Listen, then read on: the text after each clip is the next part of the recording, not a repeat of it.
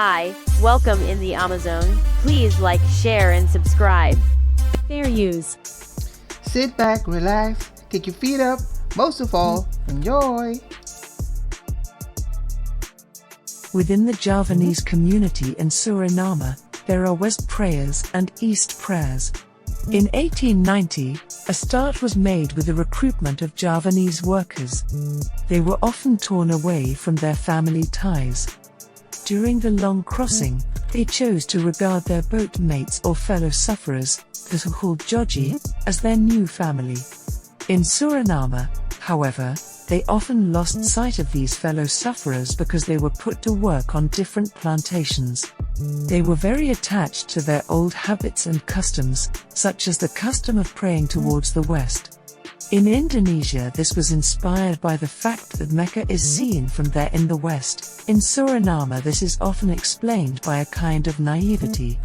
Perhaps this is not a correct assessment, but it was out of dissatisfaction, protest against their situation. After the contract period, a small part of them returned to Indonesia, and much later, after Indonesian independence, a larger group left, which is why there is also a Surinamese community in Indonesia.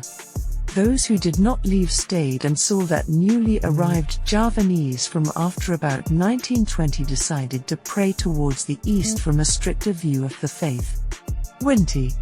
After the emancipation of the enslaved in 1863 and the end of state supervision in 1873, a number of measures were implemented that could be seen as de-Africanization. For example, the African Winti religion was declared as idolatry and banned, a ban that would last for almost a century.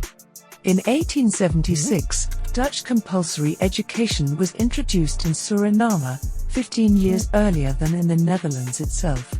The textbooks in Sranan/Surinamese that had been in use since 1844 were confiscated. When compulsory education was introduced in the Netherlands, a number of fables were spread about the use of Sranan. For example, using it would turn your tongue black and you would remain stupid. A persistent idea was that using Sranan would make your Dutch worse. The added value of bilingualism was not yet known at the time. About the tension between the regular church and the Winti, an anecdote from the NAC's website about the establishment of Berseba in 1858, the history of La Prosperité marks a violent encounter between the EBGS and the Winti religion, around 1858.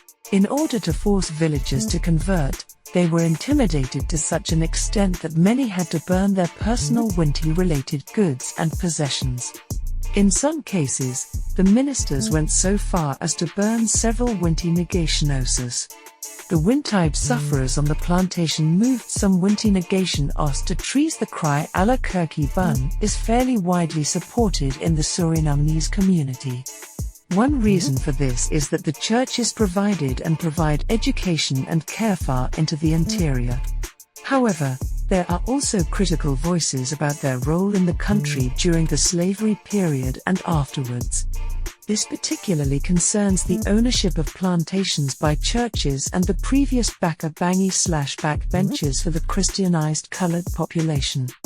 With the above sketch, you have hopefully become a little wiser about the history of the churches in the country.